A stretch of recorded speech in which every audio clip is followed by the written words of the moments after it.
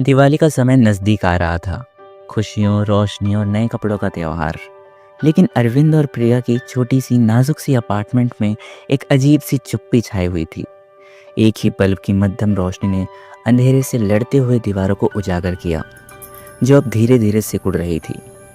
ठीक वैसे जैसे उनके सपने। आर्थिक हालात बेहद ख़राब थे और हर महीने मुश्किल से गुजारा होता था। अरविंद खिड़की के पास बैठा हुआ बाहर सड़क पर झिलमिलाते हुए स्ट्रीट लाइट को देख रहा था। दिवाली एक खुशियों का त्यौहार होता है, लेकिन उनके लिए ये एक और याद दिलाने वाला दिन था कि वो जो चाहते हैं वो उन्हें कभी नहीं मिल पाएगा। प्रिया अपने छोटे से टेबल पर बैठी थी, अपनी नोटबुक के पन्ने पलटते हुए, एक ऐसी दुनिया में खोई जो अक्सर शब्दों में बयां नहीं कर पाती थी। उसके हिसाब से उसके पन्नों पर लिखे हुए लेख ही उसके सारे तनाव को मुक्त कर देते थे। अरविंद ने प्रिया को देखा। वो हमेशा इतनी शांत और संतुलित रहती थी, मानो उसका कोई भी कुछ नहीं बिगाड़ सकता। अरविंद को पता ही नहीं कि उसने आखिरी बार प्रिया को गुस्सा करते हुए कभी देखा भी था या नहीं। वो जानता था कि प्रिया भी उसी तरह चिंतित रहती है, लेकिन दिखाती नहीं है। प्रिया भले ही बाहर से बिल्कुल शांत रहती है, लेकिन अंदर ही अंदर अपने डर या परेशानी को बाहर नहीं आने देती। प्रिया हमेशा उसकी ताकत रही थी। प्रिया, अरविंद ने धीरे से कहा, इस साल दिवाली के बारे में क्या सोचती हो? प्रिया ने उसकी ओर देखा। उसकी आंखों में एक ऐसी समझ थी जो सिर्फ वही समझ सकती थी। हम दिवाली मनाएंगे अरविंद, छोटी छोटी बातें ही मायने रखती हैं। भले ही हम कुछ दिए ही जलाएं, लेकिन हम त्योहार को खूब खुशी से मनाएंगे। प्रिया के शब्दों ने उसे सुकून दिया, लेकिन साथ ही वो भी चुभे। वह सही थी, ये त्योहार ही है जो खुशी से मनाया जाता है, न कि साज सजावट से। फिर भी वह अपने आप को असफल महसूस कर रहा था, क्योंकि उसने कभी भी प्रिया को मनचाही कोई कपड़े लाकर नहीं दिए, मनचाही कोई मिठाई खिलाई नहीं, और ना ही कभी एक ऐसी उसे दिवाली दे पाया जिसे वो यादगार बना के याद कर सके। वह उठकर उस छोटे से शेल्फ के पास गया जहाँ एक जोड़ी पुराने जूते रखे थे। वह महीनों से इन्हें पहन रहा था। जूते का सोल उखड़ने लगा था, चमड़ा पूरी तरह घिस चुका था। उसे जूतों में अपने पैरों को फिट करने के लिए दबाना पड़ता था और अक्सर वह ठंडी ज़मीन को महसूस करता था। लेकिन अरविंद ने कभी भी प्रिया से इस चीज़ की शिकायत नहीं की और ना ही कभी जताया कि उसके जूते वाकई में ख़राब हैं। फिर भी अरविंद को शर्मिंदगी महसूस होती थी कि वो ऐसे फटे जूते पहनकर अपने काम पर जाता है। वह सोचता था कि जब मोहल्ले के दूसरे लोग दिवाली पर नए जूते पहनकर निकलते तो प्रिया को कैसा लगता होगा कि उसका पति ऐसे फटे हाल में जा रहा है। वो हमेशा देखता था कि प्रिया की आंखों में हल्की सी उदासी झलकती थी जब वह सोचती थी कि वह कभी उन चीज़ों को नहीं खरीद सकती जो उन्हें चाहिए होती। प्रिया दरवाजे के पास खड़ी थी। जैसे ही अरविंद काम पर जाने के लिए निकला, उसके कदमों की आवाज़ धीरे धीरे शांत हो गई। वह उस छोटे से कोने में रखी किताबों की एक छोटी सी ढेर की तरफ देख रही थी। ये किताबें उसकी संजीवनी थी, उसका सपना थी, उसकी दुनिया थी। उसने इन किताबों के पन्ने खुद अपनी कलम से भरे थे और इसमें न जाने कौन सी कैसी रहस्यमयी कहानियाँ लिखी थी जिन्हें सिर्फ प्रिया जानती थी। प्रिया हमेशा से ही लिखने की शौकीन रही है। बचपन से ही वह लेखिका बनने का सपना देखती थी, लेकिन जीवन ने उसे ऐसे रास्तों पर खड़ा किया जहाँ पर उसके खाने के भी लाले पड़ गए हैं। शादी, जिम्मेदारियाँ, बेकाबू जीवन की कठिनाइयाँ, उसे अपने सपनों को दरकिनार करना पड़ा और मजबूर होकर एक गृहिणी बनना पड़ा। फिर भी लेखक होने का सपना उसकी आंखों से मरा नहीं। हर शाम जब अरविंद आराम करता, प्रिया अपनी कलम उठाती और अपने विचारों को कागज़ पर उकेरने लगती। वे वो कहानियाँ लिखती जो वो अपने सपनों में जिया करती थी। वो अपनी कल्पनाओं को उन पन्नों पर उकेरती जाती। लेकिन अब दिवाली नज़दीक आ रही थी और प्रिया अपने पति को कुछ ऐसा तोहफा देना चाहती थी जो उसे खुशी दे सके। प्रिया भी चाहती थी कि एक बार कुछ ऐसी दिवाली मनाई जाए जो अरविंद भी याद रखे। कुछ ऐसा खास किया जाए जो अरविंद ना भुला पाए। प्रिया को याद आया कि अरविंद ने कभी भी उससे किसी चीज़ की मांग नहीं की, लेकिन तब भी प्रिया को पता था कि उसके जूते की क्या हालत है। अरविंद हमेशा अपने पुराने घिसे पिटे जूतों को ही पहनता था और उन्हें पहनकर असहज महसूस करता था। प्रिया ने एक दिन दुकान में एक जोड़ी काले चमड़ी जूते देखे। वो साधारण थे, आम से थे, लेकिन काफ़ी अच्छे और आरामदायक लग रहे थे। प्रिया जानती थी कि अगर वह अरविंद को इन्हें तोहफे में दे सकती है तो अरविंद बहुत खुश होगा। लेकिन समस्या यही थी कि जो पैसे जूतों के लिए चाहिए थे वो उन पैसों का जुगाड़ आखिर कहाँ से करे। वह किसी तरह से घर का खर्च चला पाती थी और घर खर्च में भी आधा समय खाता उधारी पे चलता था। प्रिया के दिमाग में एक युक्ति आई कि उसे नए जूते खरीदने के लिए कहीं ना कहीं से पैसे जुटाने ही पड़ेंगे। इसलिए उसने एक कठिन फैसला लिया। प्रिया ने अपनी किताबें और कलम को उठाया, जो उसकी सबसे प्यारी चीज़ थी। वह जानती थी कि उसकी सबसे बड़ी संपत्ति यही है, लेकिन इस समय उसके बिना वह कोई जीवन नहीं जी सकती थी और अरविंद की खुशी के लिए उसे यह बलिदान करना होगा। प्रिया ने ज़रा सी देर के लिए अपनी कलम को अपनी उंगलियों में घुमाया, फिर आखिरकार उसे अपनी किताबें और कलम को बेचने का फैसला किया।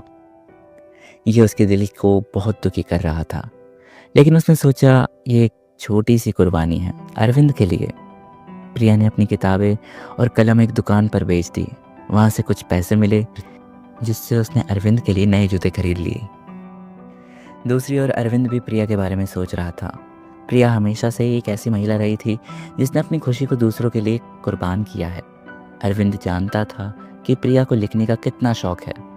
वह उन पलों को कभी नहीं भूल सकता था जब वह रात के सन्नाटे में दीपक की हल्की सी रोशनी में अपनी कहानियों को लिखा करती थी। लेकिन पिछले कुछ समय से उसने देखा था कि प्रिया ने लिखना लगभग बंद कर दिया था। एक दिन उसने प्रिया से यूं ही पूछ लिया, कागज़ ख़त्म हो गए हैं, कहो तो मैं नए कागज़ दिला रहा हूँ। लेकिन प्रिया ये बात सुनकर भी चुप रही, क्योंकि वो जानती थी कि नए कागज़ के खर्च में उनकी आने वाली 2 दिन की रोटी कट जाएगी। इसलिए प्रिया ने कहा, नहीं, इसकी कोई ज़रूरत नहीं है।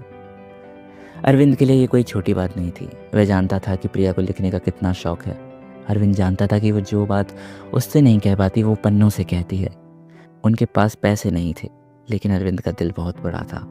वो कुछ भी करके प्रिया की मदद करना चाहता था और अरविंद के लिए ये ख्याल असहनीय बन गया। वो इसी चिंता में तड़पता रहा कि आखिर प्रिया के लिए वो नए पन्ने और कलम कैसे खरीदे।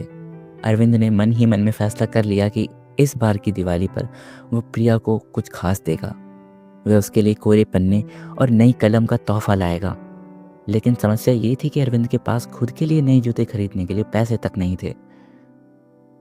उसकी पुरानी जोड़ी जूते किसी तरह चल रहे थे। दिवाली के तोहफे के लिए भला पैसे कहाँ से आते? अरविंद ने अपने जूतों की ओर देखा।